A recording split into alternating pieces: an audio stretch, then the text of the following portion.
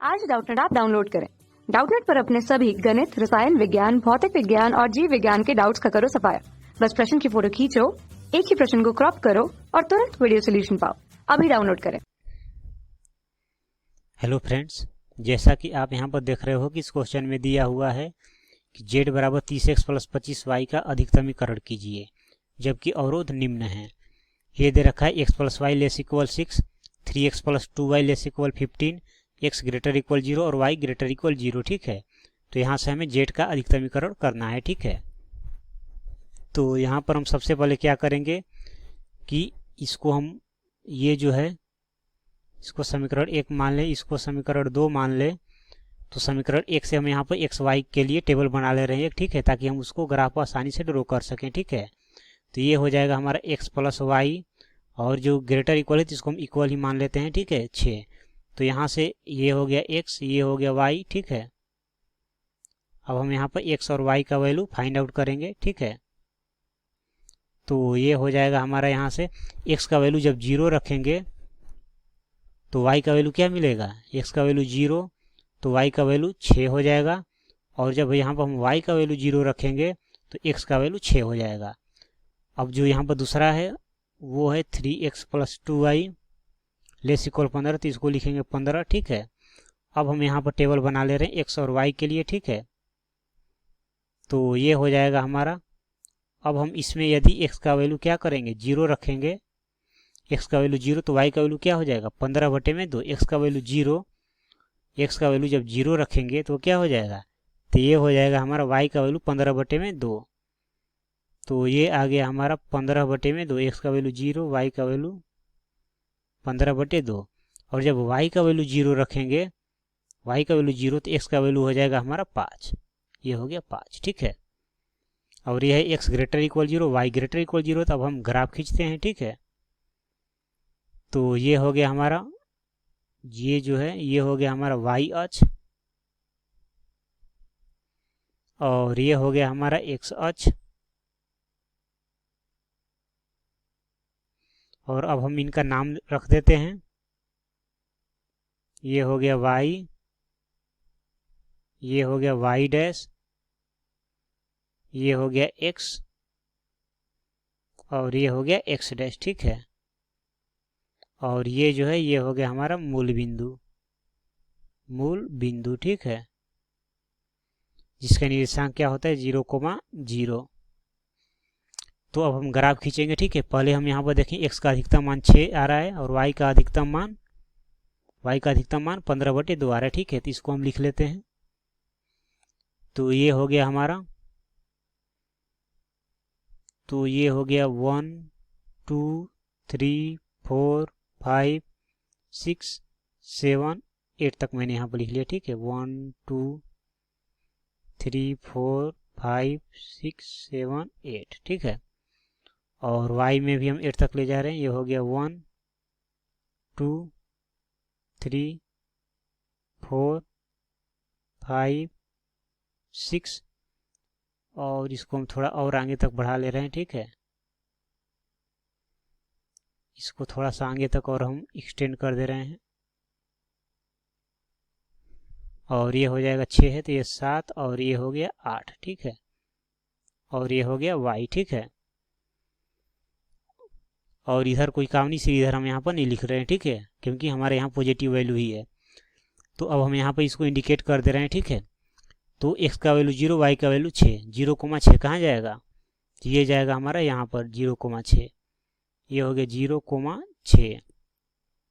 फिर x का value 6, y का वैल्यू 0, 6,0 कहाँ होगा, तो ये यहाँ पर हो जाएगा 6,0, 6,0।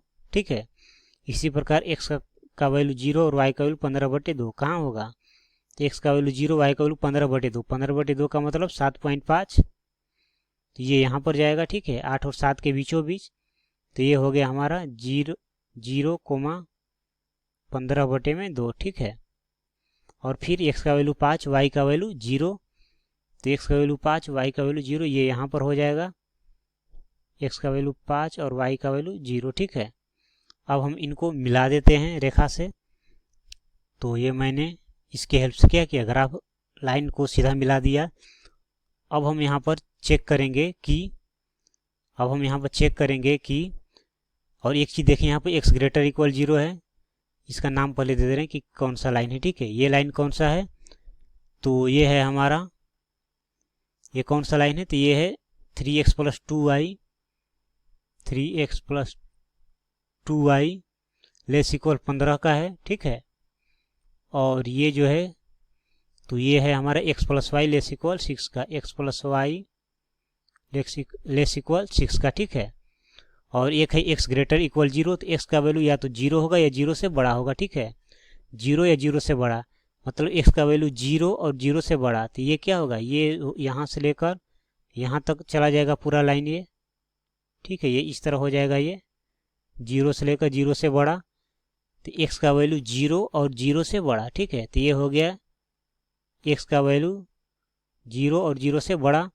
फिर y का वैल्यू 0 और 0 से बड़ा। ठीक है, तो y का वैल्यू 0 और 0 से बड़ा, तो ये यहाँ से लेकर यहाँ मूल बिंदु से लेकर ऊपर की तरफ ये कहाँ तो चला जाएगा, ये चला जाएगा यहाँ पर, ये पूरा इन्फिनाइट तक ऊपर। ठीक है, तो ये हो गया हमारा यहाँ पर, ये बीच में ये इस तरह है पूरा। ठीक है, तो ये हो जाएगा हमारा y का वैल्यू 0 या 0 से बड़ा हो गया। ठीक है, तो फिर यहाँ पर अब हम देखेंगे कि रीजन कौन सा किधर जा रहा है। ठीक है, तो ये हो जाएगा हमारा, अब सबसे पहले हम क्या करते हैं, चेक करते हैं मूल बिंदु का निर्देशांक डालकर। अगर उसको संतुष्ट कर गया, इसका मतलब ग्राफ जो होगा वो ओरिजिन की तरफ शिफ्ट होगा। ठीक है, उसका रीजन ओरिजिन की तरफ आएगा, ओरिजिन की तरफ वाले रीजन को हम इंक्लूड करेंगे। और यदि नहीं संतुष्ट करेगा उसको, तो हम उसका ग्राफ क्या होगा, ओरिजिन से दूर जाएगा, अर्थात ओरिजिन से दूर वाला जो होगा, ओरिजिन के अपोजिट साइड वाला रीजन हम उसको लेंगे। ठीक है, तो हम यहाँ पर चेक करते हैं, तो यहाँ पर हम पुट करेंगे 0 0, तो ये क्या हो जाएगा 0, तो ये आ गया 0 लेस इक्वल 6। तो यहाँ पर हम देखें ध्यान से, तो 0 बोल रहा है कि 6 से छोटा है, बात सही है, और 0 बोला 6 के बराबर है, बात सही नहीं है, लेकिन 2 में से एक सही है, तो इसको हम सही मान के चलते हैं। ठीक है, तो ये सही है, तब क्या होगा, इसका जो ग्राफ होगा वो ओरिजिन की तरफ शिफ्ट होगा। तो ये मैंने किसका चेक किया था, तो x + y लेस इक्वल 6 के लिए, तो ये वाला ये लाइन है, मतलब ये जो है ये क्या ओरिजिन की तरफ ये शिफ्ट करेगा। ठीक है, ये ओरिजिन की तरफ शिफ्ट करेगा ये, तो ओरिजिन की तरफ वाला जो रीजन है वही हम लेंगे इस ग्राफ के लिए। ठीक है, अब उसके बाद अगर हम बात करें इस ग्राफ का, तो इसमें पुट करेंगे 0 0, तो ये क्या हो जाएगा 0, ये भी 0 + 0 0, और ये हो गया लेस इक्वल 15। ठीक है, तो यहाँ भी हम देख रहे हैं कि एक कथन सही हो रहा है, एक गलत हो रहा है, मतलब ये भी, इसका भी जो मेन रीजन है वो किधर आएगा, ओरिजिन की तरफ ही आएगा। तो ये हो गया, इस तरह मैंने इंडिकेट कर दिया। ठीक है, ये मैंने इंडिकेट कर दिया।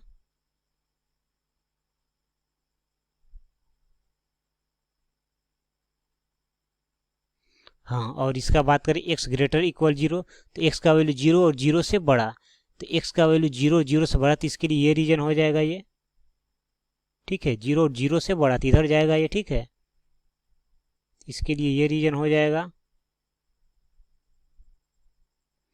और y का वैल्यू 0 और 0 से बड़ा, तो y का वैल्यू 0 x अक्ष पे होगा, 0 से बड़ा, तब ऊपर की तरफ ही जाएगा रीजन, ये हो जाएगा। ठीक है,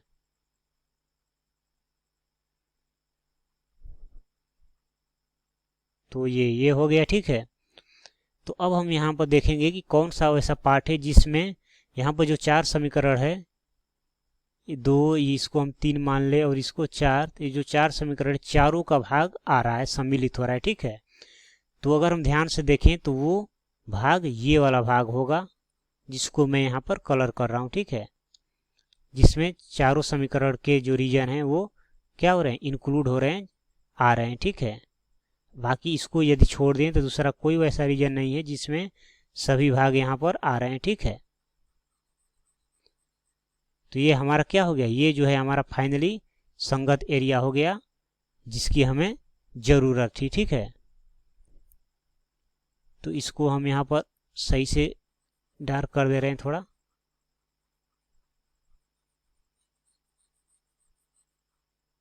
ठीक है। तो ये हमारा मेन रिक्वायर्ड एरिया है, संगत एरिया है, ठीक है। तो अब हम इसका नाम दे दे रहे हैं। मान ले रहे हैं कि ये जो है, ये जो बिंदु है ये ए है, ये इसको हम मान ले रहे हैं मूल बिंदु, इसको बट बी मान ले रहे हैं, इसको सी और इसको डी। पर डी बिंदु का निर्देशांक पता नहीं है, तो इसके लिए हम क्या करेंगे, ये जो दो रेखा है दोनों का समीकरण भी पता है हमें। अब इन दोनों समीकरण को जब हल करेंगे तो एक्स और वाई का मान आएगा और वही क्या होगा, डी बिंदु का निर्देशांक होगा। तो हल करने के बाद एक्स का मान आ रहा है 3 और वाई का भी मान आ रहा है 3, मतलब इसका क्या होगा, निर्देशांक 3,3 होगा, ठीक है। तो हम यहाँ पर लिख सकते हैं अतः A B C D A संगत क्षेत्र है। संगत क्षेत्र मतलब जिसकी जरूरत थी वो हमारा क्षेत्र है A B C D A, ठीक है। तो अब हम यहाँ पर लिख ले रहे हैं बिंदु अर्थात कॉर्नर पॉइंट, और यहाँ पर लिख दे रहे हैं जेड, जिसका मान क्या दे रखा है 30x + 25y, 30x + 25y, ठीक है। तो पहला ए बिंदु है जिसका निर्देशांक है, इसका निर्देशांक है 0,15/2, ठीक है। सॉरी, ए का निर्देशांक है 0,6 है, ठीक है, 0,6। तो ये मैंने यहाँ पर रख दिया 0,6। फिर बी मूल बिंदु को मान रखा है, इसका निर्देशांक है 0,0। सी का निर्देशांक है यहाँ पर कितना, तो सी का निर्देशांक है 5,0, ठीक है। तो ये हो गया हमारा 5,0 और डी का निर्देशांक है यहाँ पर 3,3, ठीक है, 3,3 हो जाएगा, ठीक है। तो ये हो गया 3,3। अब हम मान निकालते हैं यहाँ पर इनका, ठीक है। तो ये यहाँ x का वैल्यू 0, तो ये पूरा टर्म 0। अब 25 × 6 कितना हो जाएगा, 150। तो ये आ गया 150 और ये 0 0 पुट करेंगे तो जेड का वैल्यू यहाँ पर 0 मिल जाएगा। और x का वैल्यू 5 रखेंगे तो 30 × 5 कितना हो जाएगा, 150। और ये 0 रखेंगे तो 0, तो ये भी आ गया हमारा 150। अब यहाँ 3 3 पुट करेंगे तो 30 × 3 90, अब 25 × 3 75। तो ये कितना हो जाएगा, तो ये हो जाएगा हमारा 90 और प्लस 75, ये कितना आ गया 165। तो ये हो गया हमारा 165। क्वेश्चन में क्या बोला गया था कि अधिकतमीकरण कीजिए, तो यहाँ पर अधिकतम मान किस पे आ रहा है, डी बिंदु पर आ रहा है। यही तो अधिकतम मान है, यही क्या है, अधिकतम मान है, अधिकतम मान, ठीक है। तो हम यहाँ पर अधिकतमीकरण का मतलब हमें अधिकतम मान ही निकालना था जेड का, ठीक है। तो हम लिख सकते हैं इसलिए जेड मैक्स अर्थात जेड का जो अधिकतम मान है वो क्या आ गया, 165 आ गया। और किस बिंदु पर, हम लिख सकते हैं एट डी, और जिसका निर्देशांक क्या है, यह है 3,3। और यही हमारा क्या हो जाएगा, फाइनली आंसर हो जाएगा। तो उम्मीद करता हूँ कि आपको ये बात अच्छी तरह समझ में आई होगी। Thank you. कक्षा 6वीं से 12वीं से लेकर नीट, IIT, JEE वो एडवांस के लेवल तक 1 करोड़ से ज्यादा छात्रों का भरोसा। आज ही डाउनलोड करें डाउटनेट ऐप या व्हाट्सएप करें अपने सारे डाउट्स 8400 400 400 पर।